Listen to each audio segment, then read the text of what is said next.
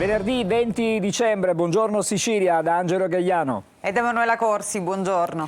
Come sempre cominciamo con la cronaca, c'è una notizia dell'ultima ora, una raffica di arresti ad Adrano, siamo nel Catanese dove è stato decapitato il clan Scalisi. Il sodalizio criminale era specializzato in estorsioni e traffico di stupefacenti, reati aggravati dall'associazione mafiosa. Associazione di tipo mafioso, estorsione, traffico di stupefacenti, porto e detenzione illecita di armi da sparo. Tutti reati aggravati dalla finalità di agevolare l'associazione mafiosa di appartenenza. Sono 20 le persone arrestate dalla polizia su delega della DDA di Catania nell'ambito dell'operazione Primus. Ancora una volta presi di mira alcuni esponenti di spicco del clan Scalisi di Adrano ritenuti vicini alla cosca dei Laudani. L'indagine ha documentato il nuovo riassetto dei vertici del sodalizio criminale e l'attuale organigramma. Sono state inoltre accertate numerose estorsioni ai danni di commercianti e imprenditori di Adrano costretti a pagare mensilmente somme di denaro agli esattori dell'organizzazione mafiosa. Adesso torniamo a Palermo, andiamo a Palermo stamattina perché vi riproponiamo la storia del piccolo Ivan, una sorta di miracolo di Natale, così è stato ribattezzato, una gara di solidarietà per il piccolo, coccolato dai medici e infermieri del Bucchiere La Ferla, sapete, bimbo messo al mondo dalla mamma, partorito per strada e poi la mamma, una volta arrivata in ospedale, lo ha abbandonato. Ha scelto il nome, poi lo ha salutato ed è andata via. La donna uruguaiana che 2 giorni fa ha partorito per strada a Palermo non è nelle condizioni di poter accudire il piccolo che da ieri ha un nome, Ivan. La sudamericana è una senza fissa dimora e ha partorito senza chiedere aiuto a nessuno. Questa donna ha sentito le urla della puerpera e del piccolo e ha chiamato la polizia e i soccorsi. E sentivamo il grido del bambino, quindi noi pensavamo che succede, non è che avevamo capito subito che stava partorendo, ma quando si è sentito il bambino, io dico alla signora di fronte, io dico, è nato un bimbo, quindi c'è qualcosa che dobbiamo fare qualcosa. Quindi prendo la coperta per scendere e coprirla, perché lo immaginavo, solo che la signora si alzò, ha preso il bimbo, proprio l'abbiamo visto, ha preso il bimbo, se l'è messo sotto il giubbotto e scappò, si alzò il cappuccio e se ne andò. Quindi da qui arriva la polizia, il 118 che c'è stato il delirio. Quello di Ivan per i medici è un mezzo miracolo di Natale, uno degli angeli del piccolo e della donna è sicuramente questa poliziotta che assieme ad un collega è intervenuta tempestivamente. La donna era avvolta da delle coperte, sdraiata su dei cartoni e immediatamente ci accorgiamo che il bambino era ancora legato alla madre dal cordone ombelicale. Pertanto immediatamente la donna e il bambino vengono affidati al personale medico 118 già sul posto e portati presso l'ospedale Bucchieri La Ferla. Nel reparto di neonatologia del Bucchieri La Ferla intanto è già scattata una vera e propria gara di solidarietà. Medici e infermieri si stanno prendendo cura di Ivan, tutine, giochi e tanto affetto. E noi con i quotidiani stamattina partiamo proprio da questa notizia. Sì, una storia che fa anche commuovere, Angelo. Allora, sul Giornale di Sicilia vediamo che per il bambino abbandonato già ci sono le prime richieste di adozione. Appunto al Bucchieri La Ferla il piccolo Ivan sta meglio, c'è una gara di solidarietà per aiutarlo, come abbiamo sentito anche nel nostro servizio. E poi andiamo a vedere invece su Repubblica. Ecco qui, il Natale in corsia di Ivan, ma anche degli altri bambini che sono senza famiglia. Nell'ambulatorio di Frontiera 300 donne fragili all'anno e poi appunto gara di solidarietà per il neonato lasciato al Bucchieri La Ferla dalla clochard uruguaiana. Attivo un servizio per il parto in anonimato. Questa è una cosa che dicono tante volte i medici, soprattutto a quelle donne che sono in difficoltà e che poi sanno di non poter tenere questi bambini, di poterli accudire, di poterli crescere. Ecco, rivolgetevi a loro perché si può partorire in maniera anonima e poi naturalmente ci sarà chi si prenderà cura di questi neonati. Trema il mondo della sanità, almeno 5 medici che avrebbero coperto e curato il boss Matteo Messina Denaro durante la sua latitanza. Coperture e connivenze nel mondo della sanità pubblica, un quadro che più va avanti l'inchiesta più appare preoccupante, anche alla luce della scarsa collaborazione all'indagine stessa. Lo scrive la Procura di Palermo nella richiesta di provvedimenti di avviso di garanzia e perquisizione che hanno portato ieri la polizia alla direzione sanitaria e nei reparti di oculistica dell'ospedale pubblico di Villa Sofia e del Vincenzo Cervello, anch'esso pubblico, nonché nello studio professionale del primario di oculistica dei due reparti. Si allarga sempre di più l'indagine sulla rete di favoreggiatori del boss Matteo Messina Denaro. Sono adesso 5 i medici coinvolti. In manette nei mesi scorsi sono finiti il medico curante Alfonso Tamburello e il radiologo di Mazzara del Vallo Cosimo Leone. Indagati sono invece il gastroenterologo endoscopista di Marsala Francesco Bavetta, che il 5 novembre del 2020 diagnosticò il cancro al boss latitante, e il chirurgo di Mazzara del Vallo Giacomo Urso, che lo operò. A loro adesso si aggiunge il primario di oculistica di Palermo Antonino Pioppo. Tutti i 3 indagati dicono con forza di non sapere che dietro l'identità falsa con la quale si presentava si nascondesse Matteo Messina Denaro, ma gli inquirenti non ne sono convinti. A permettere l'allargamento dell'inchiesta c'è il ritrovamento di ben 15 identità false del boss, non solo Andrea Bonafede, identità nota, ma documenti intestati ad altri nomi di persone esistenti, tutti di età compatibile con quella del latitante. Adesso gli inquirenti hanno acquisito le cartelle cliniche intestate a tutte le 15 false identità e da lì c'è da aspettarsi l'inchiesta si allargherà ulteriormente. Sui quotidiani si continua a discutere, a parlare e a ipotizzare chiaramente di chi nel corso dei tantissimi anni ha aiutato e diciamo, sostenuto la latitanza di Messina Denaro.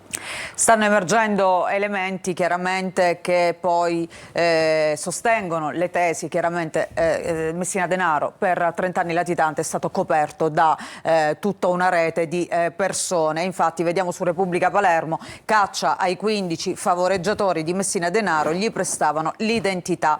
Nell'agosto 2017 il capomafia venne fermato a un posto di blocco a Mazzara e mostrò un documento intestato a Giovanni Salvatore Giorgi di Campobello. Questo appunto uno dei tanti nomi che lo copriva. Poi si cerca appunto di scoprire il ruolo svolto da questi fiancheggiatori, quasi tutti originari del paese trapanese dove il boss aveva il suo ultimo covo. Noi conosciamo Andrea Bonafede tra i tanti fiancheggiatori, che poi fu il nome che appunto lui aveva nella sua carta d'identità quando poi è stato arrestato, ricordiamo, mentre si recava in una clinica per curarsi per la malattia, per la patologia di cui era affetto, cioè un tumore al colon. E allora adesso invece ci occupiamo della città di Catania, cambiamo assolutamente tema, pagina. È nato il portale del cittadino, è stato presentato nella giornata di ieri. Si tratta di un servizio informatizzato per venire incontro ai contribuenti per il pagamento della Tari ma anche dell'IMU. Avvisi di pagamento, informazioni personali sulle posizioni tributarie, scadenze Tari ed IMU. Tutto a portata di mano e soprattutto in un clic. A Catania, sede dello sportello per il contribuente del concessionario Municipia SPA e alla presenza del sindaco Trantino e degli assessori Marletta e Parisi, è stato presentato il portale del cittadino, uno spazio digitale polifunzionale al servizio dei contribuenti. Una grande opportunità per i cittadini di poter interagire con l'amministrazione comodamente da casa. Oggi si potrà attraverso Catania Semplice entrare, cliccare sul link portale del cittadino e verificare la propria posizione nei confronti dell'amministrazione in ordine ai tributi della Tari e dell'IMU. Abbiamo visto sempre tanti cittadini che affollano Palazzo dei Chierici, così con un click sarà più semplice. Esatto, l'intenzione dell'amministrazione è proprio questa, quella di agevolare il cittadino, soprattutto le persone che hanno difficoltà a raggiungere Piazza Duomo o a raggiungere, ripeto, Piazza della Repubblica, ma lo si potrà fare comodamente da casa. In questo modo la Tari sarà più semplice da pagare e quindi ci sarà meno evasione? Noi ci auguriamo che l'evasione non ci sia e ci auguriamo che questo strumento potrà aiutare coloro che magari vogliono pagare e hanno avuto difficoltà e quindi riusciranno a pagare anche tempestivamente. Tramite il portale argo.comune.catania.it si possono effettuare pagamenti online, presentare istanze di rateizzazione e di accesso agli atti. Beh, una vera e propria rivoluzione digitale, diciamo così.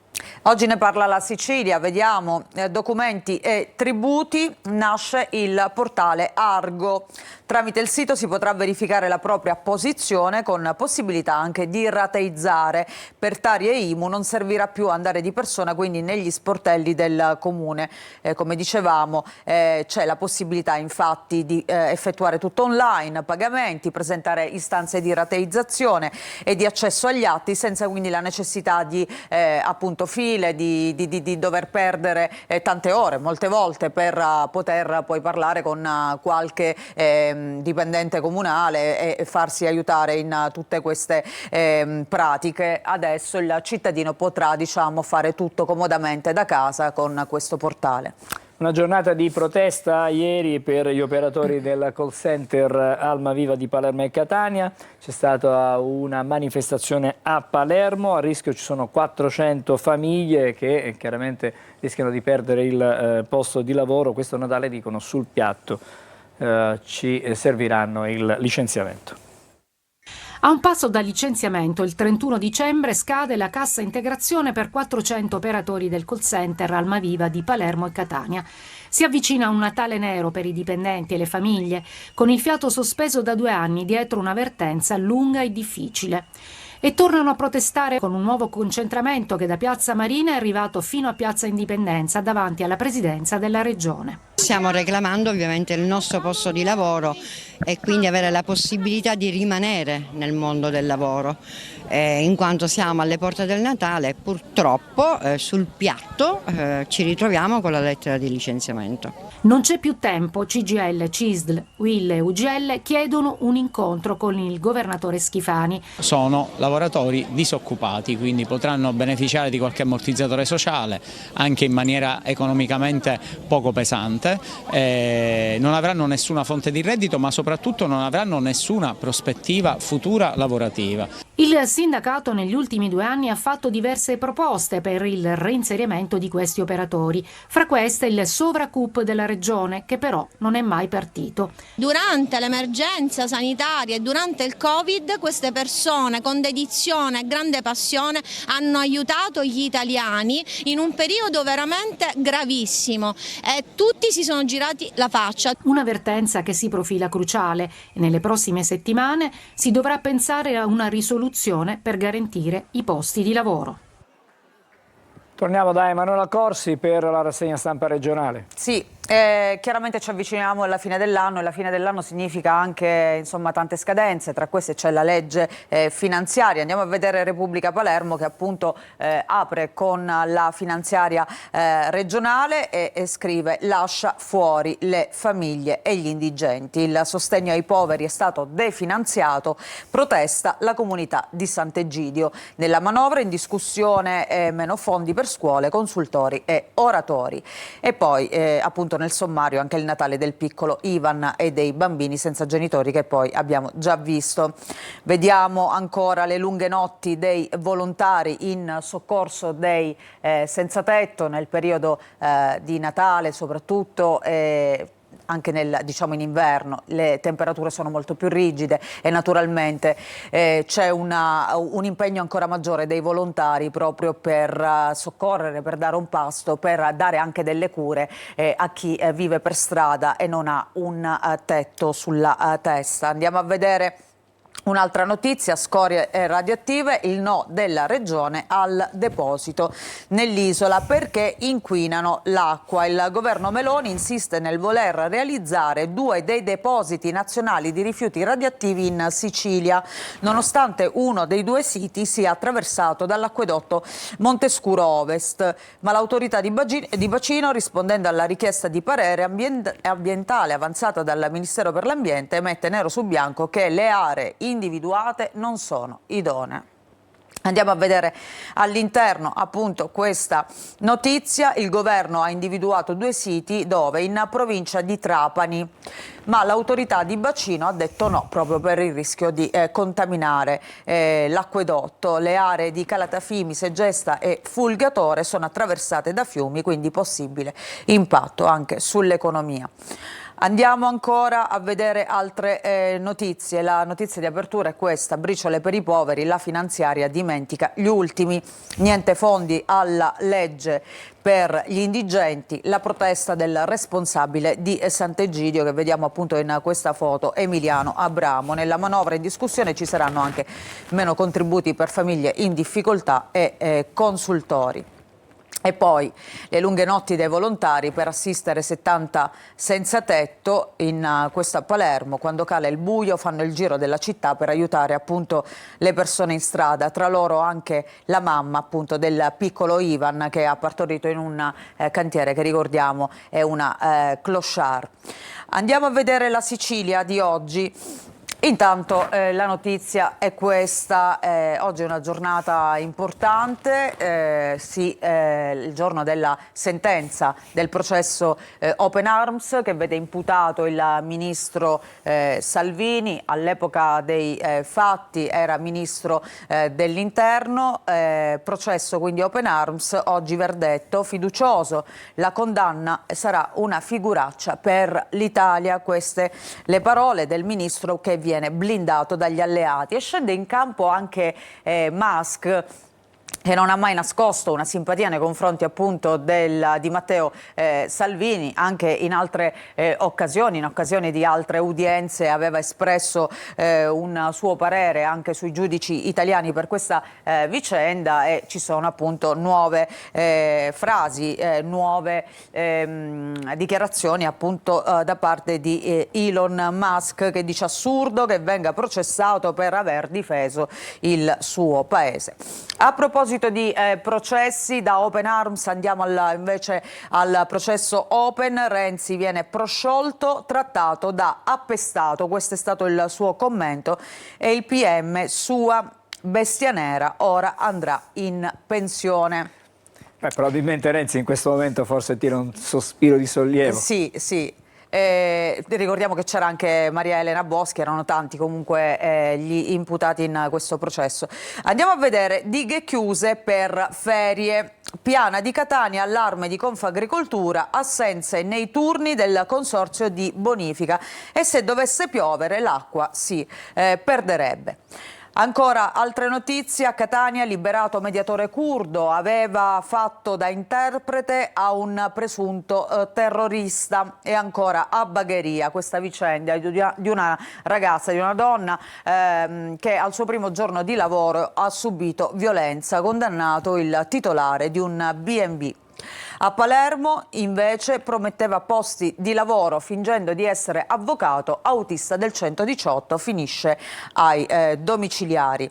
Ancora vediamo in alto altre notizie: a Catania in un bar del centro arancini al tabacco. E adesso andiamo a vedere cosa sono questi appunto arancini al tabacco. Al bar, in questo bar di Catania c'erano appunto degli arancini al gusto di sigaretta, scrive appunto la Sicilia. Piazza dell'Università, nel laboratorio dello storico locale che si affaccia su via Etnea, la task force della questura ha riscontrato gravi carenze igienico-sanitarie. Il titolare è stato multato con sanzioni che sfiorano i 30.000 euro. Scoperti inoltre 2 lavoratori in nero e 20 kg di olio da cucina non tracciato, oltre a diversi alimenti a rischio di contaminazione. In realtà qui non si vede, ma c'era una foto con gli arancini e poi un mozzicone di sigaretta appunto lì nella vaschetta dove appunto venivano tenuti gli arancini ancora da cucinare. Poi vediamo ancora la prima pagina della provincia di Catania, che in primo piano campi sportivi in chiave green, 3 milioni di euro per sistemare il Benito Paolone, Seminara, Paratore e Zia Lisa. L'assessore Parisi si riqualificherà il manto erboso e saranno sostituiti i fari della luce, interventi che si aggiungono ai lavori del Velletri. E ancora restiamo sulla pagina di Catania, per la cronaca: in bici si schianta contro furgone, è grave un ciclista. L'incidente lungo la provinciale di Biancavilla, sono rimasti feriti altri 2 bikers. E poi a San Gregorio Attenzione, perché spesso abbiamo raccontato di truffe agli anziani. In questo periodo ce ne sono veramente tante, quindi mi raccomando, ci rivolgiamo a chi ci segue, non fidatevi se vi telefonano, si propongono come forze dell'ordine e vi chiedono soldi. Ecco, si tratta di una truffa. Però un'anziana l'ha sventata una truffa ai danni di un'anziana, salvata dai consigli appunto dei carabinieri, che stanno facendo anche una campagna proprio per informare le persone di una certa età appunto e stare in guardia. Andiamo a vedere la prima pagina del Giornale di Sicilia. Manovra, il patto del tesoretto. Ieri partenza lenta all'Ars, oltre 3 ore, una sfilza di voti segreti per il sì all'istituzione di un'agenzia per lo sviluppo. 50 milioni sul tavolo per le richieste dei deputati di maggioranza e opposizione e la via per arrivare ad una approvazione rapida, e si accendono i fari sui franchi tiratori. E poi vediamo la fotonotizia differenziata in Sicilia: male le grandi città. I comuni più popolosi restano fanalino di coda, segnali positivi a Catania. Palermo cresce solo di 1 punto ed è ultima al 17%. Trapani virtuosa con il 78%, l'Isola è penultima in Italia, c'è peggio soltanto la Calabria. Vediamo velocemente anche la prima pagina della Gazzetta del Sud, appunto Messina.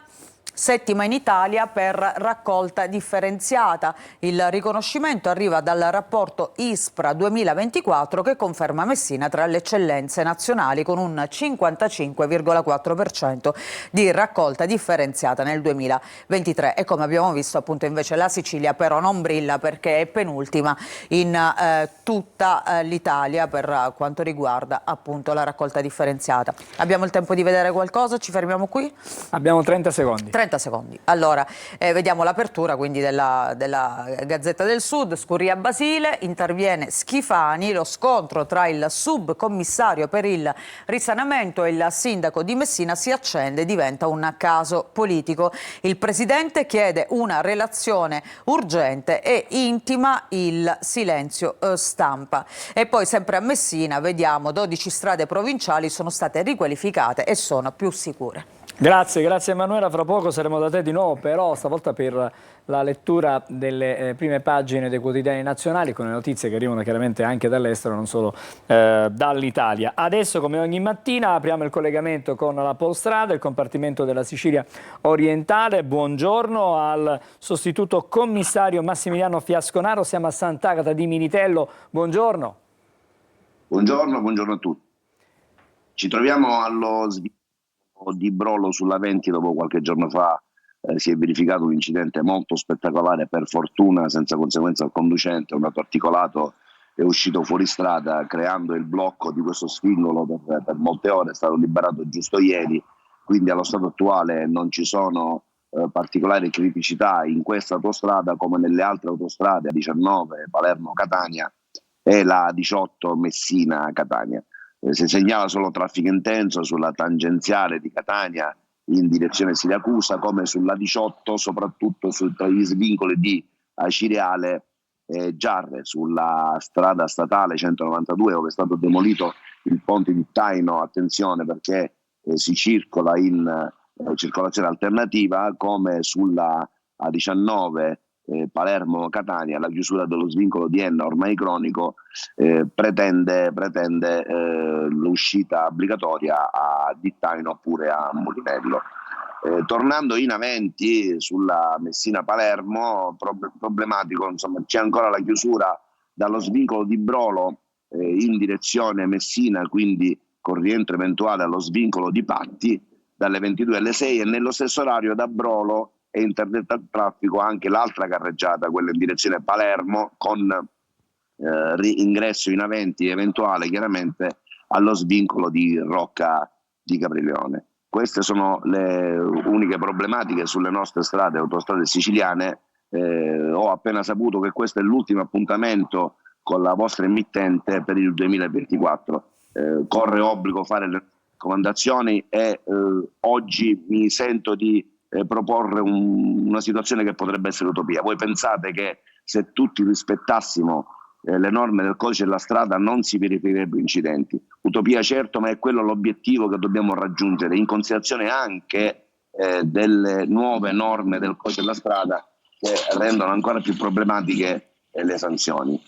Quindi dalla Polizia Stradale della Sicilia Orientale un grande augurio di buon Natale e un felice 2025 che sia il migliore possibile per tutti. Buona giornata e grazie. Grazie al sostituto commissario Massimiliano Fiasconaro da Sant'Agata di Militello. Ultimo appuntamento come collegamento con la Polstrada del compartimento Sicilia Orientale per il 2024. Quella di oggi di fatto è l'ultima trasmissione di Buongiorno Sicilia per quest'anno. Ci facciamo delle vacanze, diciamo così, ci fermiamo per qualche giorno, poi torneremo comunque il 7 di gennaio del 2025. Vedo già sui monitor di servizio cosa succede al traffico cittadino a Catania nella circostanza. Siamo al Tondo Gioieni, stamattina la situazione è abbastanza fluida, non mi sembra esserci particolari criticità, quasi non c'è traffico, direi quasi non c'è traffico. Adesso andiamo però in via Vincenzo Giuffrida, vediamo qual è la situazione. Anche qui, a parte un po' di movimento all'altezza di qualche semaforo pedonale, la situazione è abbastanza scorrevole, quindi nonostante i giorni caotici che precedono le feste di fine anno, il Natale, il Capodanno, al momento non ci sono particolari criticità in queste due arterie che vi abbiamo mostrato. Adesso ci fermiamo, una breve sosta e poi riprenderemo come anticipato con la rassegna stampa nazionale e con Emanuela Corsi.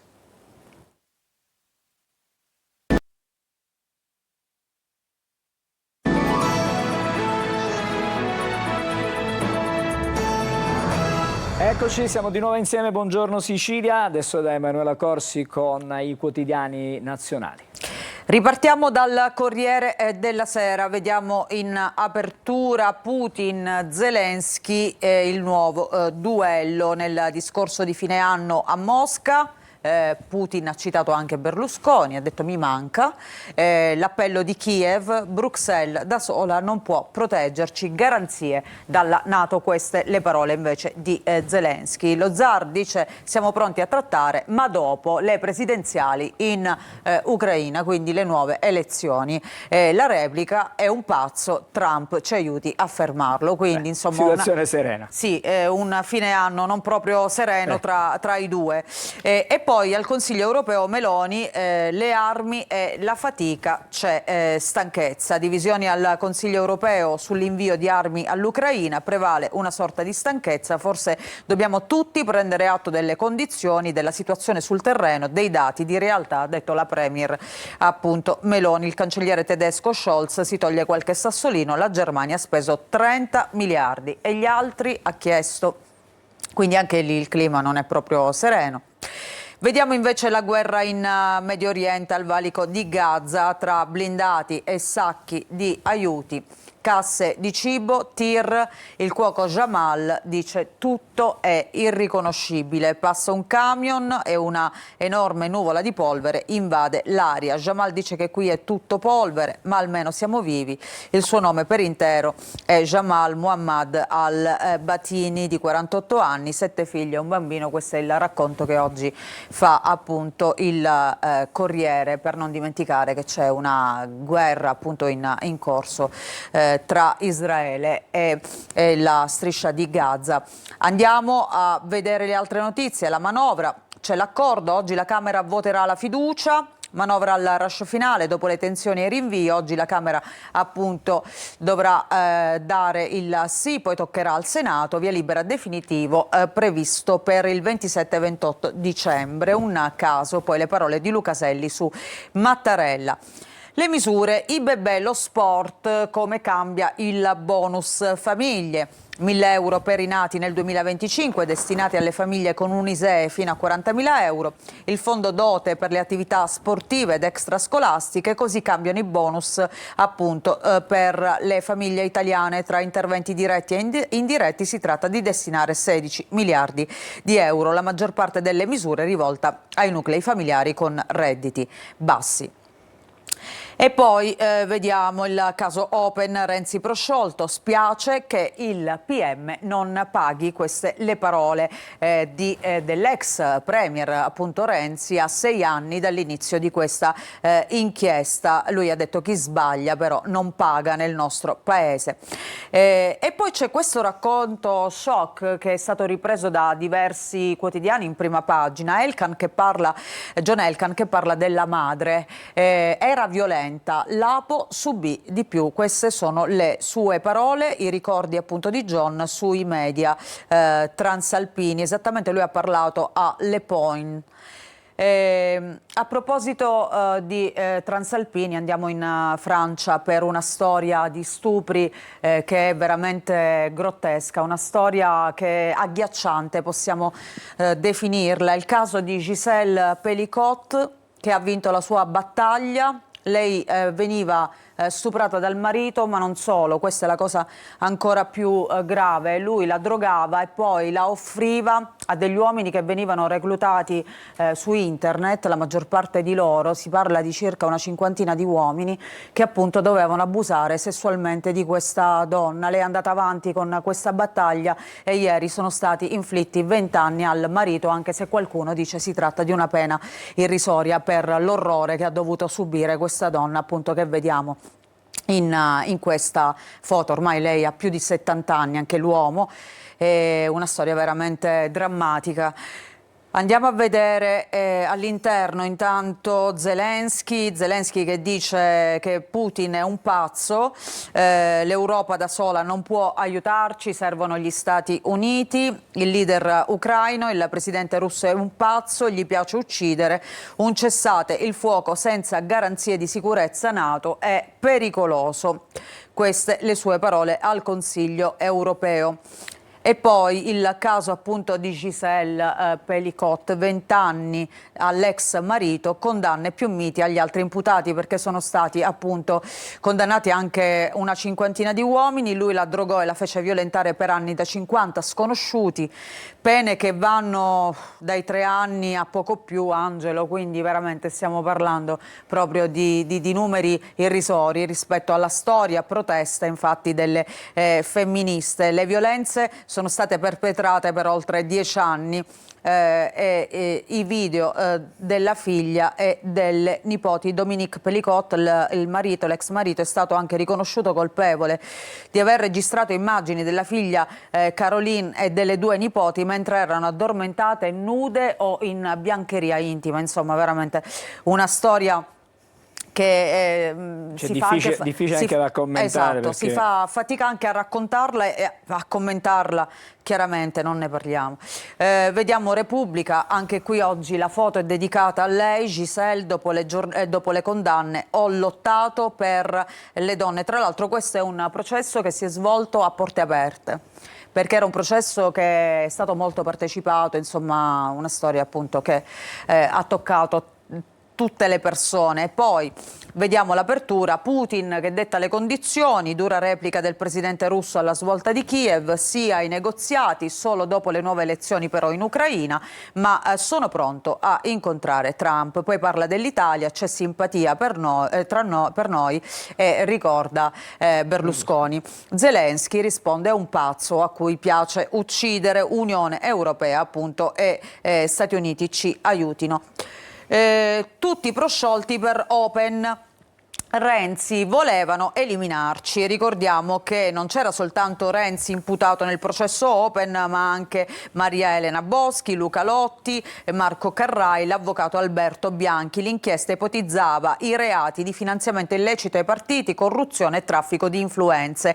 Matteo Renzi ora parla di un'ingiustizia durata 5 anni che gli lascerà una brutta cicatrice. Volevano colpire Italia Viva.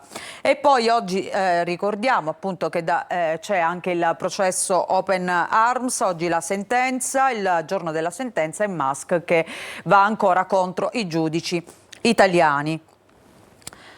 Vediamo La Stampa, pace Putin detta le condizioni, stesso titolo di Repubblica oggi. Tratterò con Kiev, ma solo dopo le elezioni. Pronto a vedere Trump, Zelensky pazzo e nazista. La conferenza di fine anno del leader russo, mi manca Berlusconi, la debolezza dell'Europa senza l'aiuto degli Stati Uniti. E anche qui Giselle, giustizia amara, processo Pelicot, condannati per stupro il marito e altri 50 uomini, la famiglia, sentenze troppo lievi. Dicevamo che una delle notizie che oggi vediamo sulle prime pagine è proprio questa, delle parole di John Elkann: mia madre una persona violenta, ho cercato l'intesa ma non è possibile.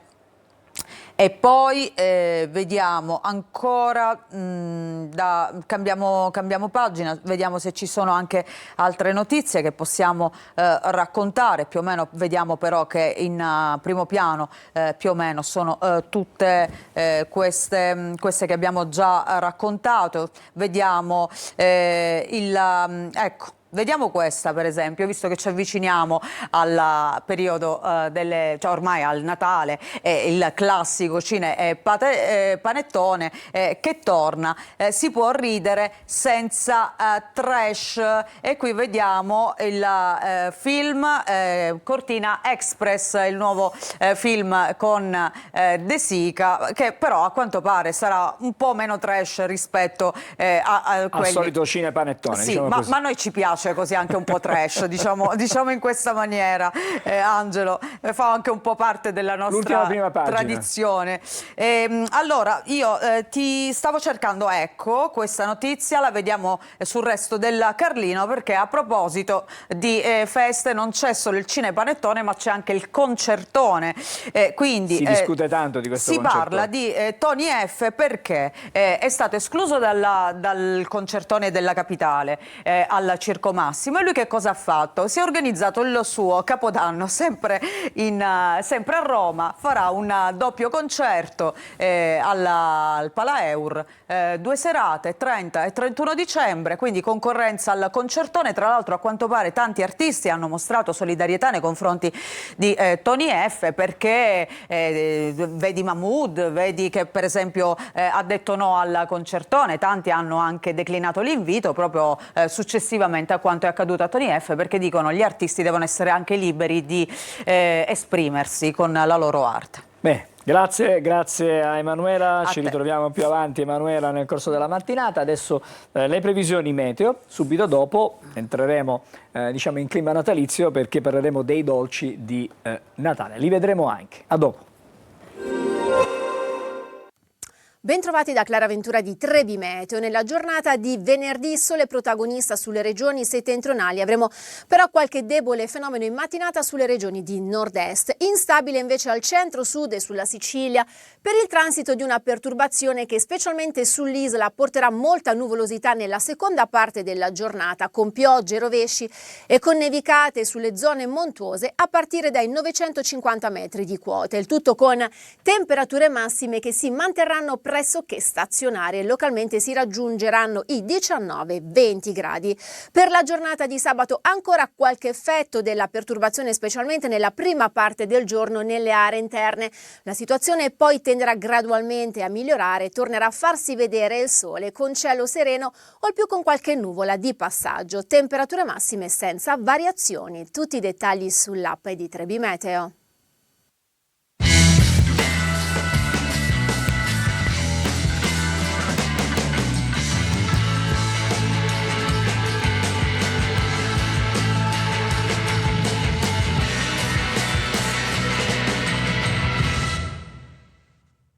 Sediamoci. Eccoci, siamo in diretta nuovamente e do il benvenuto stamattina a Peppe Leotta. Buongiorno. Ben ritrovato, le promesse vanno sempre mantenute in rappresentanza della Confederazione Pasticceri Italiani di Sicilia, chiaramente, e stamattina c'è un meraviglioso diciamo che abbiamo portato solo qualcosa, perché per la ricchezza che abbiamo noi di cultura e di pasticceria ho portato giusto quelli più rappresentativi. Si passa dal torrone, arriviamo al buccellato, poi ci sono anche altre cose, con calma cerchiamo di capire, perché già l'odore qui è inebriante. Allora, la Sicilia non è la terra, diciamo, del dolce tradizionale del Natale, però... ma ha i suoi dolci, ce li ha. Quindi dobbiamo dire che abbiamo adottato anche quelli che ormai hanno valicato i confini nazionali e siamo veramente grandi produttori di panettoni e di pandori. In tutto il mondo esportiamo il nostro prodotto perché abbiamo legato anche i prodotti siciliani. Quindi la Sicilia è un brand che funziona tantissimo, abbinato a questo prodotto. Diciamo che abbiamo conquistato il mondo con questi prodotti. Sono delle prelibatezze davvero... cioè noi li abbiamo qui, quasi li tocchiamo con mano, sentiamo davvero l'odore inebriante. Questi sono panettoni che portano poi un po' di allegria chiaramente sul tavolo. Sì, devo dire che i pasticceri hanno una grande responsabilità, quello di portare a fine pasto veramente la gioia e il sorriso quando si va ad aprire un cartone, si va a spacchettare un vassoio, quindi abbiamo una bella responsabilità. Senta, quest'anno però c'è una nota stonata, nel senso che sono stati un po' di aumenti nelle materie prime che in qualche modo condizionano, condizionano chi li produce, ma condizionano anche poi l'utente finale. E certo, condizionano l'utente finale. Purtroppo dobbiamo educare su questo anche i nostri clienti, perché i nostri clienti sanno quanto costa un chilo di carne, sanno quanto costa magari il pesce, però non sanno quanto costano le nocciole, la materia prima e il cioccolato, quindi hanno avuto dei forti aumenti che ovviamente si vanno a poi ritrovarsi sul prodotto finito. Ci possiamo fare un esempio, se c'è un prodotto che ad esempio, che ne so, il cioccolato, il cacao, sono la materia prima? Purtroppo quasi il 50%, il burro di cacao da 27 euro è arrivato a 50 euro, quindi capite che è un prodotto che va dentro questi impasti e costa tantissimo. La strategia qual è? Quella di non fare più prodotti troppo grandi da 1 chilo, facciamo 750 grammi e le persone sono felici lo stesso, non avanza nulla e siamo tutti più contenti. Possiamo magari raccontare cosa abbiamo stamattina? Abbiamo voluto portare quello che per me è il principe, che è il buccellato della pasticceria. Adesso ci arriviamo magari con la camera, gli chiedo qualcosa di complicato alla regia, andare sul buccellato. Se volete, se vogliamo possiamo aiutare, magari lo mettiamo qua perché merita, visto che siamo in Sicilia, buongiorno Sicilia, di stare a centro tavolo. Questo è il buccellato, questo è il dolce tipico siciliano natalizio. Cosa c'è dentro? Dentro c'è un indruglio di fichi secchi, noci, nocciole, mandorle, tutte messe prima i fichi secchi a macerare con della marsala o passito, questa a discrezione del pasticcere. Si fa questo indruglio che poi viene messo dentro questa pasta frolla. Stiamo vedendo adesso un particolare, quanto tempo serve per preparare un dolce? Ma questo è molto velocissimo, devo dire, non impiego tante ore di lievitazione come ci sono nei grandi lievitati, quindi questo in un paio d'ore si prepara. E i panettoni invece quanto tempo hanno bisogno? Il panettone ovviamente è più complesso perché parliamo di una materia viva che va gestita bene e ovviamente vanno tra la preparazione e il confezionamento almeno 24 ore. Quindi insomma... Sì, prima ci sono 12 ore di lievitazione, poi deve riposare, poi dopo altre 6 ore, poi il tempo di lievitazione, poi va in forno, cottura, raffreddamento e confezionamento. Questo spiega perché il costo a volte è molto esoso di questi prodotti artigianali. Poi ho voluto portare degli alberelli di cioccolato perché la Sicilia è la patria anche del cioccolato. Non in tutti forse lo sanno, no? In termini attuali, però il cioccolato è arrivato in Europa grazie agli spagnoli. Modi, che era una contea spagnola, e tutto quello che passava alla corte di Spagna arrivava in Sicilia. Quindi qui la tradizione proprio... certo, molto prima che le capitali del nord Europa, che oggi sono magari la capitale del cioccolato, le capitali del cioccolato, in Sicilia già si consumava il cioccolato. Poi abbiamo portato il torrone, che è diffuso un po' in tutta Italia, magari mandorlati, chiamati in maniera diversa, e poi qualche dolce tipico, tipo questo qui che è una stella di Natale, che è un dolce conventuale, perché molti dei dolci siciliani sono di origine conventuale. Questa è una mega pasta di mandorla dove dentro c'è una farcia di cedri, candite, arance e cannella speziata.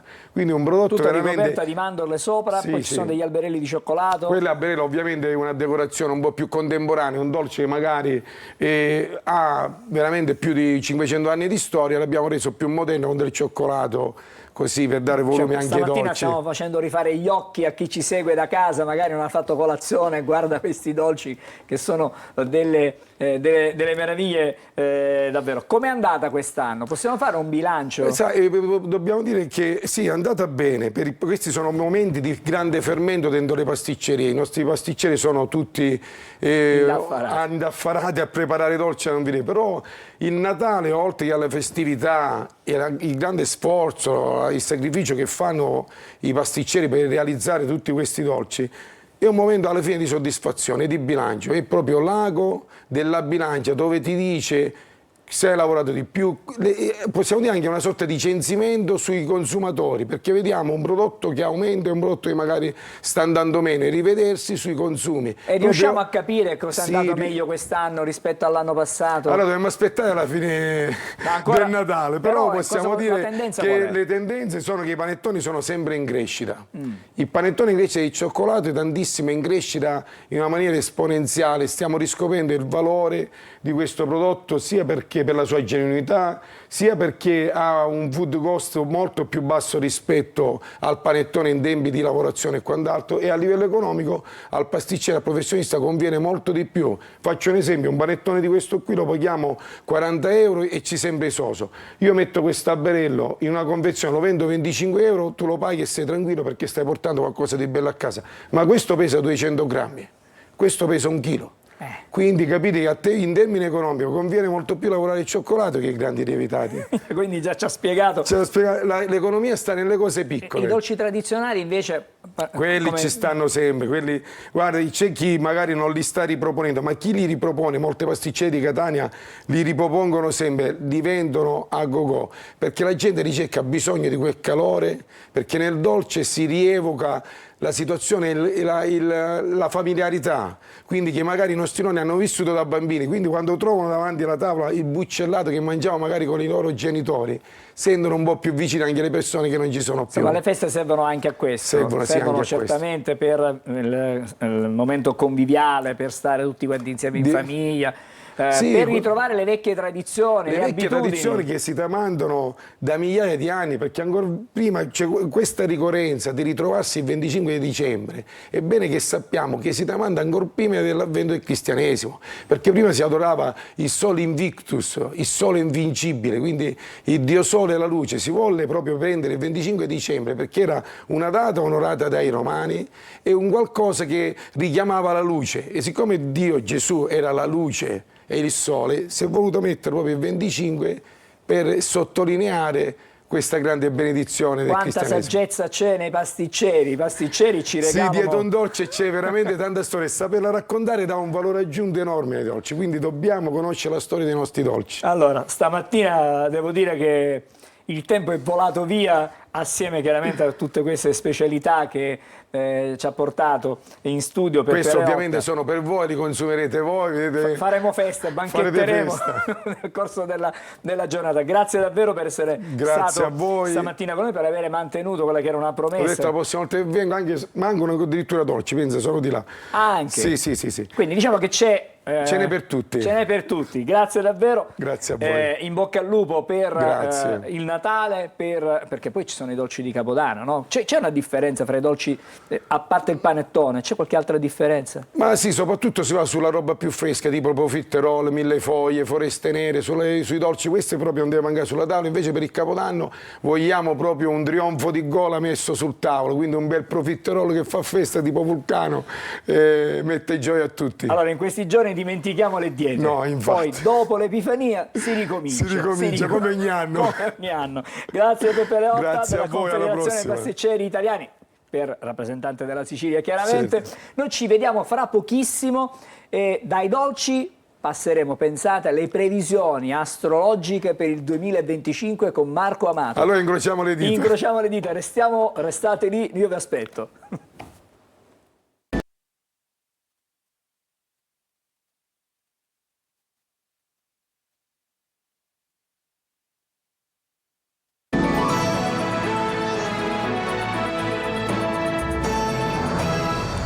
Eccoci di nuovo in studio e adesso andiamo da Marco Amato. Buongiorno Marco.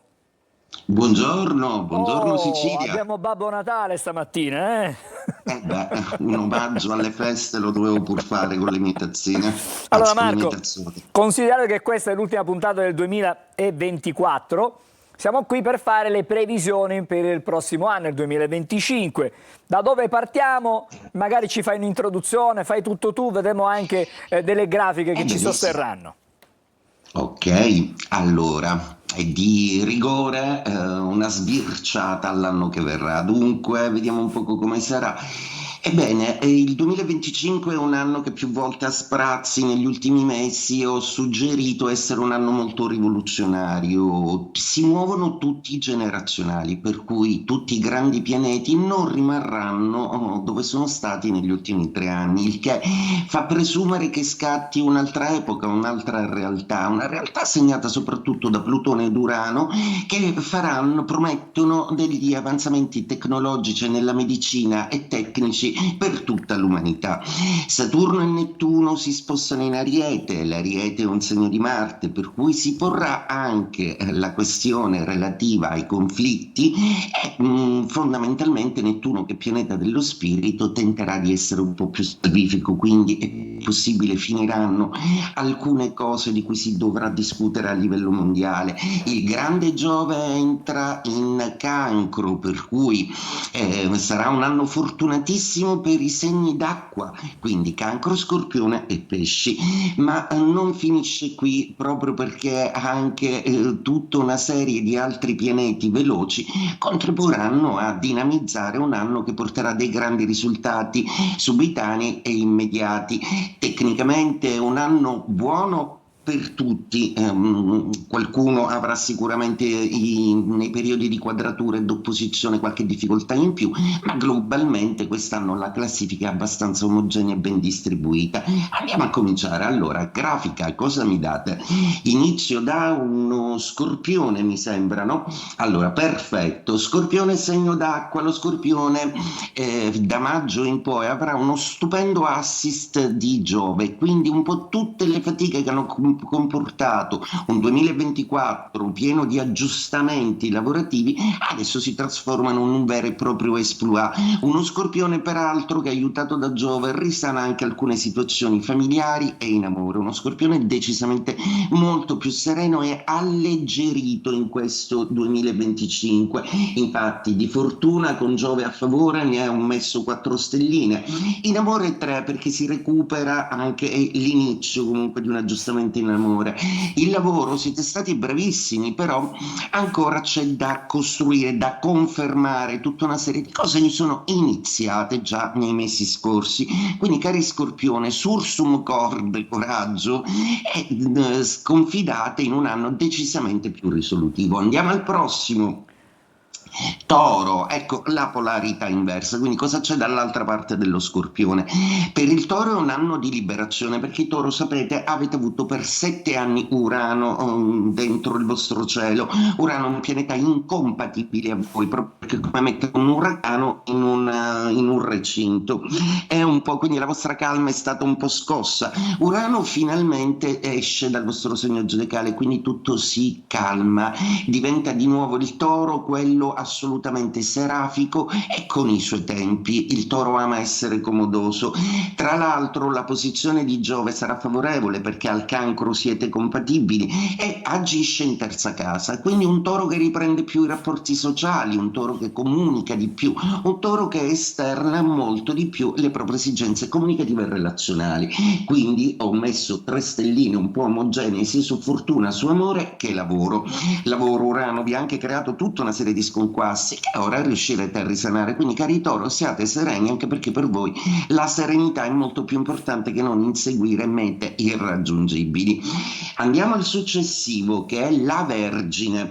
La Vergine anch'essa viene da un anno decisamente molto movimentato, in cui si è dovuta fare in 4.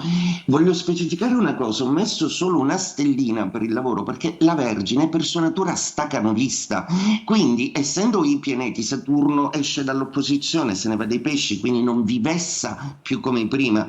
Ecco, vedete, la Vergine negli ultimi 3 anni ha visto solo lavoro, per cui adesso ne ho messo una stellina proprio perché sarà più libera di pensare ai sentimenti, a se stessa e a darsi comunque quello spazio maggiormente fruibile che gli serve per vivere una vita un pochino più cucita addosso, una vita un pochino più personale. Infatti c'è un buon coefficiente di fortuna, siete compatibili al Cancro dove ci sarà Giove, quindi va bene, e poi soprattutto dedicatevi all'amore, quindi buon 2025 anche alla Vergine. Andiamo al successivo.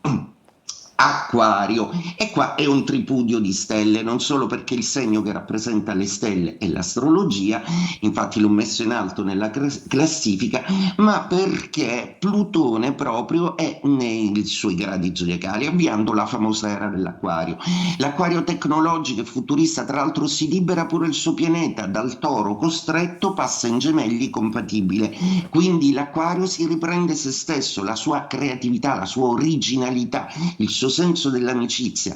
È un anno in cui succedono due cose importanti: intanto l'Acquario si innamora di nuovo, quindi i ghiacci si sciolgono, quindi pure la banchisa polare si scioglie, quindi cari Acquario vi potete innamorare pure voi, non succede niente, di amore non si muore.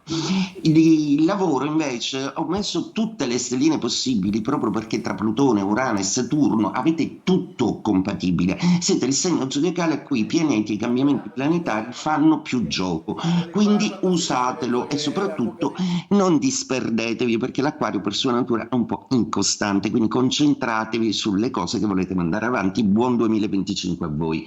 Poi andiamo ad Ariete, che è uno dei segni protagonisti quest'anno. Ariete segno di fuoco, Ariete segno della battaglia. E che battaglia, visto che Saturno vuole entrare nei vostri gradi per farvi diventare di nuovo dei capi, per portarvi di nuovo in auge, per farvi sentire di nuovo che siete al comando della situazione, della vostra vita, della vostra famiglia.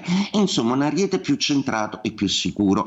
Non sarà solo un anno spartano, perché entrerà pure Nettuno, il pianeta dello spirito. Quindi, cari Ariete, non solo riprendete la vostra forza, ma anche sulla base dell'esperienza vi siete ammorbiditi e siete molto più accoglienti. È un anno in cui un sentimento importante diventa un qualcosa di stabile per il futuro. Tanti auguri Ariete.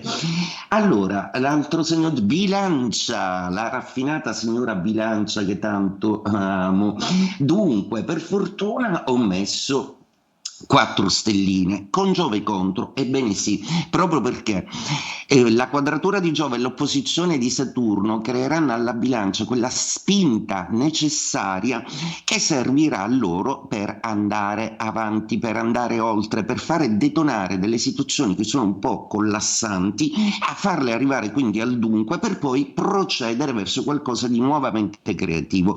Ho scritto della Bilancia anche che avrete 2 grandi nemici, che saranno Nettuno e Saturno, ma avete anche 2 grandi amici, Urano e Plutone. La forza di decisione e la capacità di trasformazione sono dalla vostra parte. E a volte cervellotico, il segno della Bilancia. Quest'anno vi farà piacere sapere che avrete tutti i mezzi per decidere di cambiare e trasformare tutto intorno a voi, basta solo deciderlo. Quindi il 2025 per la Bilancia è nelle vostre mani, fatene un capolavoro. Auguri Bilancia. Poi passiamo al Cancro, il segno più fortunato dell'anno. Vedete, ho messo ben 5 stelline. Il Cancro è assolutamente il segno che riceve Giove, per cui Giove è sempre il pianeta che rappresenta l'abbondanza, l'espansione, la fortuna. In Cancro peraltro si esalta, per cui siete assolutamente portatori di quella che è una grande possibilità espansiva. Cancro vi ricorda anche il segno della famiglia, quindi quest'anno i Cancro possono convolare a giuste nozze, possono acquistare una casa, possono effettuare una compravendita. Giove è proprio il pianeta che ha a che fare con l'immobiliare, quindi cari Cancro, divertitevi a spaziare con tutte le possibilità che da maggio in poi vi daranno i pianeti. Tanti auguri e passate un bell'anno, lo avrete perché siete primi in classifica. Oltre andiamo, dopo il Cancro, parliamo del Capricorno, e qua è un pochino più complicata la faccenda, proprio perché Saturno e Nettuno si spostano in Ariete, e in più, avendo perso l'appoggio di Plutone, Giove è anche in opposizione. Quindi i Capricorno, che avete avuto un triennio molto costruttivo in cui avete investito, in cui avete gestito al meglio le cose. Ora fermatevi un po', perché con Giove contro non è il caso di esagerare, con Giove contro è il caso di mantenere l'economia e la stabilità delle cose, non è il caso di creare le grandi imprese, mentre invece Saturno vorrà proprio questo, per cui c'è questo gioco di tensione tra lo faccio o non lo faccio. Studiate bene la situazione e non confondetevi, perché il 2025 è un anno che vi metterà comunque alla prova, per cui evitate di rischiare e state sul vostro cucuzzolo della montagna dove osservate un po' tutto con molta serenità. Non è l'anno delle grandi imprese, ecco, l'astrologo lo sconsiglia. Auguri Capricorno. Dopo il Capricorno abbiamo i Gemelli, ecco, questa è una configurazione decisamente molto interessante. Giove vi passa in seconda casa, quindi economia. I Gemelli sono il segno più ricco tendenzialmente quest'anno. Amore, con i passaggi di Venere assolutamente c'è una Venere positiva un po' durante tutto l'anno. Il lavoro, perché il lavoro? Perché l'appoggio assolutamente positivo di Saturno in Ariete, che a voi compatibile vi aiuterà molto. C'è anche molto spirito, molta profondità di pensiero con Nettuno, ma non solo. Entra nei vostri gradi Urano, l'originale forza di decisione rappresentata da questo pianeta. Nel vostro segno zodiacale è compatibile Urano, quindi avvalendosi pure del trigono con Plutone in Acquario, potete cambiare tutto. È l'anno in cui tutto quello che non vi piace lo potete cambiare, optare, mutuare. Quindi, cari Gemelli, siete il segno dell'intelligenza. Arriva il pianeta della genialità. Beh, in bocca al lupo, buon 2025. Allora, chi rimane dopo i Gemelli? Il Leone, Sua Maestà il Leone. O Leone che Giove si nasconde in Cancro, quindi è dietro di voi, non ne potete fruire per le logiche zodiacali. Bene in amore, proprio perché dopo le prime settimane in cui ancora Venere e Marte saranno litigarelli, ma il Leone si riprende la serenità in amore quest'anno, quindi assolutamente molto più pacificato da questo punto di vista.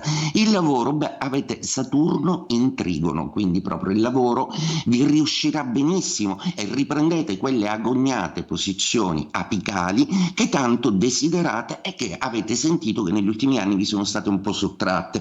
Quindi, cari Leone, 2025 in cui potete ruggire benissimo al lavoro e brillare come il sole, il vostro astro vi fa grandi. Ecco, poco fa si parlava di Sole Invictus, e è la luce che vince sempre nello zodiaco. Ricordate, cari leoni, che se brillate siete più forti nel cielo zodiacale. Dunque, dopo il Leone, Pesci. Allora, un segno zodiacale che è stato eroico, dolcissimo. Il Pesci tra l'altro inaugura l'anno con la bella Venere nei suoi gradi. Venere saltata in Pesci è la Venere più potente dello zodiaco, quindi inizia un anno assolutamente all'insegna dell'amore, della piccola fortuna nelle piccole cose, e nel lavoro siete stati talmente bravi a resistere negli ultimi 3 anni che avete consolidato una consapevolezza e un ruolo, una struttura talmente forti da non essere più messi in discussione. Quindi, cari Pesci, adesso fate un po' la voce grossa, sentitevi più sicuri. Anche Nettuno esce dai vostri gradi, il vostro pianeta, quindi meno emotività, ma assolutamente maggiore stabilità, centratura e serenità. Buon 2025, cari Pesci. Dunque, allora, la carrellata dello zodiaco l'abbiamo attraversata tutta, non mi rimane che augurare. C'è il Sagittario, c'è il Sagittario soltanto. Sagittario. Non lo vedevo più. Sagittario, segno dell'istinto. Sagittario, buone notizie, proprio perché sicuramente Giove non vi parla molto quest'anno, ma non è più contro. Giove, il vostro pianeta, è stato in Gemelli, è tuttora in Gemelli. Quando Giove uscirà dai Gemelli vi sentirete meno traditi da voi stessi. Amore assolutamente in espansione, ma quello che conta di più in quanto segno di fuoco, Saturno va in Ariete, quindi i segni di fuoco top di gamma al lavoro. Bravissimi Sagittari, che finalmente mettete un po' di stabilità nelle vostre vite e soprattutto che cambiate casa, luogo, ufficio, abitazione. Quest'anno è un anno in cui si avviano dei progetti lungamente gestati nel 2024, quindi, cari viaggiatori dello zodiaco per eccellenza, siate più sereni, ogni tanto riprendete l'abitudine ai viaggi che avete un po' trascurato col vostro Giove contro. Il positivismo del Sagittario è topico nello zodiaco, sta per tornare, quindi con un sorriso auguro al Sagittario buon 2025. Marco, prima di salutarci, c'è una grafica che ci fa vedere la classifica che hai realizzato tu. Esatto. La vediamo animata anche dalla regia, così magari possiamo... eccola qua, la classifica. Eccolo qua. Allora, ultimo ho messo Capricorno in bilancia perché appunto ce l'hanno un po' complicata come ho spiegato. Vergine non perché siete al 10° posto, ricordatevi che è sereno quest'anno, quindi meno lavoro, più voi stessi, più sentimento. Toro, liberazione, alleggerimento, un anno bello un po' per tutti. Scorpione, Giove a favore, vi espandete. 7° Pesci, prendetevi tutto, non è un caso che avevo messo al 7° posto, il 7 è la decisione, la forza di decisione nello zodiaco, nella simbologia numerica, voglio dire, scusate. Sagittario, bellissima posizione al 6° posto, un punto mediano, un po' come i gemelli che potranno operare in tutte le direzioni. Leone che finalmente si riprende un po', è più vicino al podio. Ariete e Acquario assolutamente che beneficiano di tutte queste possibilità planetarie che i pianeti gli danno. Cancro, buon anno, siete il numero 1 per me quest'anno, arriva Giove, espandetevi nel segno dell'abbraccio, e il Cancro è protezione, abbraccio, è casa, e Giove si salta lì, è il Giove più potente dello zodiaco, quindi in bocca al lupo a tutta la classifica e a tutti i segni zodiacali. E ora porgo i saluti, quindi buon Natale a tutta la Sicilia, a tutti i telespettatori che ci hanno seguito in tutto quest'anno meraviglioso e pieno di tanti servizi, risate, fatiche, gioie e grande soddisfazione lavorativa. Un grazie speciale a tutto lo staff di Antenna Sicilia. Buon anno! Grazie Marco, ci ritroviamo all'indomani dell'Epifania il 7 di gennaio, ti aspettiamo. Buone feste anche a te, ci fermiamo qui per qualche minuto, subito dopo un collegamento in esterna. Vi faremo scoprire quali sono, diciamo, i piatti scelti dai siciliani per cena e per cenone, per pranzo di Natale e Capodanno. A fra poco.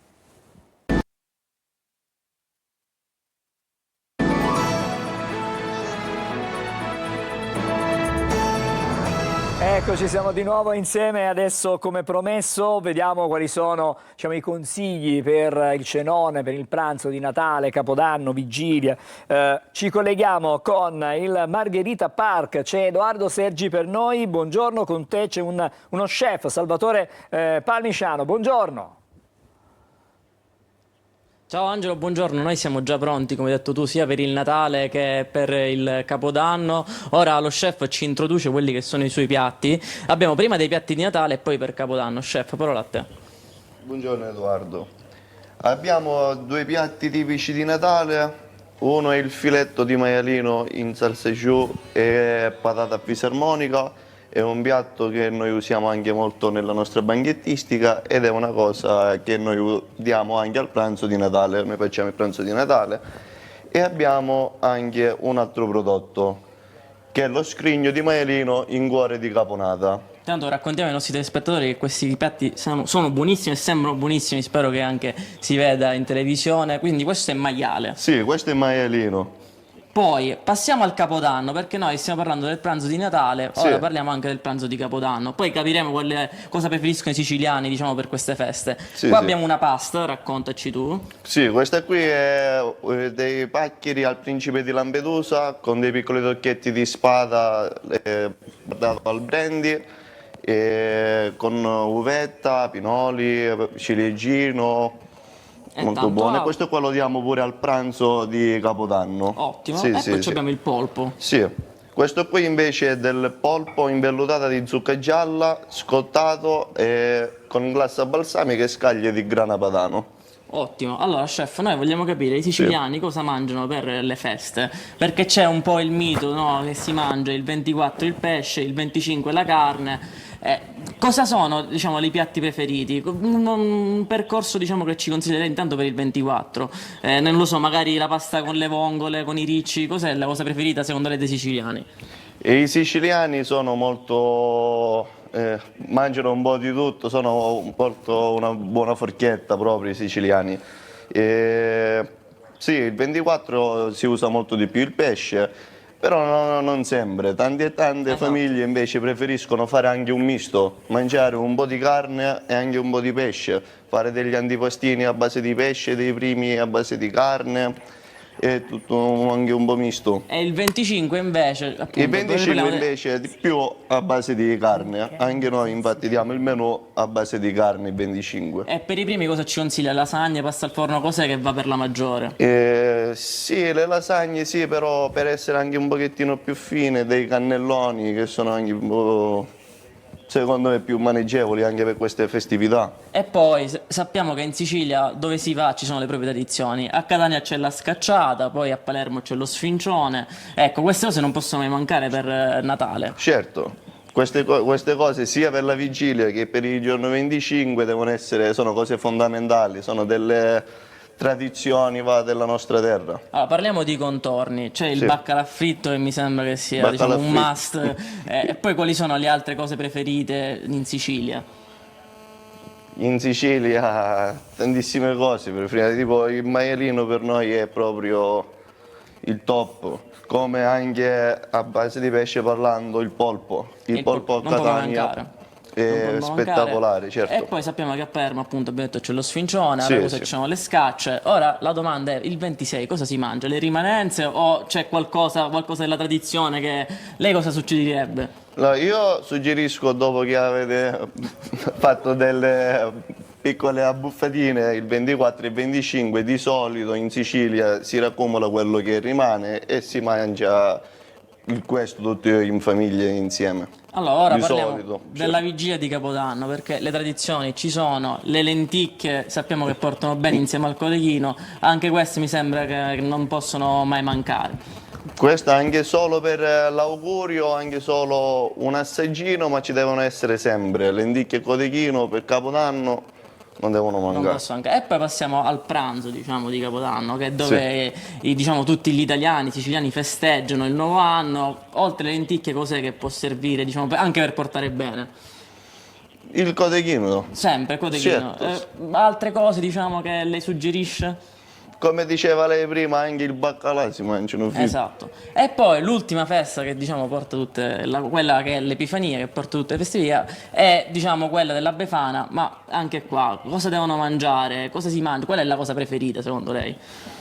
La Befana, anche la pasta a forno, secondo me è una cosa ideale, anche sbrigativa, molto gustosa, sempre da noi siciliani. Ottimo, quindi abbiamo fatto un percorso diciamo gastronomico con tutte le cose preferite dai siciliani. È chiaro che poi sappiamo, appunto come dicevamo Angelo prima, rispetto al luogo anche della Sicilia le tradizioni cambiano. Prima tu hai i panettoni, quindi col dolce ci siamo, però la curiosità ora è qual è diciamo fra questi il piatto che lei preferisce, qual è fra le sue creazioni quello più buono? Secondo me il filetto di maialino è veramente molto buono, è cucinato a bassa temperatura, un paio di ore, bardato con pancetta. Fra questi 4 piatti è il mio preferito. Ma sono replicabili a casa? Cioè, ci dia un consiglio, magari ci stanno seguendo molte persone che vogliono cucinare. Sì, sono piatti molto semplici, comunque molto gustosi, alla portata di mano più o meno di tutti quanti. Angelo, grazie. Allora noi abbiamo fatto questo percorso, se tu hai domande da studio, se no ti restituisco la linea. Edoardo, guarda, già siamo sazi soltanto a vedere quello che abbiamo visto sul tavolo, quello che ci ha raccontato lo chef che è in tua compagnia. Grazie per questa, diciamo, questo excursus, questa ampia panoramica su tutte le feste. Cercheremo di tenere a mente questi consigli, soprattutto cercheremo di non esagerare, perché poi insomma bisognerà smaltire anche dopo. Per adesso parliamo con gli chef, poi alla ripresa parleremo con dietologi, con nutrizionisti, cercheremo di capire come perdere quello che avremo preso durante le feste. Buon lavoro dunque al nostro Edoardo Sergi, grazie allo chef Salvatore Palmisciano, grazie dunque per questo collegamento dalla Margherita Park e buone feste anche a voi. Adesso ci sono le pillole di Almanacco, torniamo subito dopo, restate lì.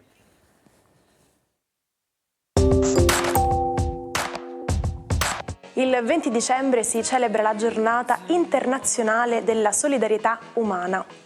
istituita dall'Assemblea Generale delle Nazioni Unite nel 2005, identifica la solidarietà come uno dei valori fondamentali e universali che dovrebbero essere alla base delle relazioni tra i popoli. Nel 2002 l'Assemblea Generale ha istituito il Fondo Mondiale per la Solidarietà con l'obiettivo di sradicare la povertà e promuovere lo sviluppo umano e sociale nei paesi in via di sviluppo, in particolare tra i segmenti più poveri della popolazione. Questo giorno ci offre l'opportunità di promuovere l'empatia e l'inclusione, incoraggiando la consapevolezza delle sfide che affrontano le comunità di tutto il mondo. Condividere storie, esperienze e risorse è fondamentale per costruire ponti tra le diversità e creare un mondo più giusto e sostenibile. Nel 1962 la NASA trasformò il Natale in uno spettacolo cosmico. Durante una missione spaziale, gli astronauti Walter Schirra e Thomas Stafford suonarono Jingle Bells utilizzando campanellini nascosti a bordo. Fu il primo concerto natalizio nello spazio.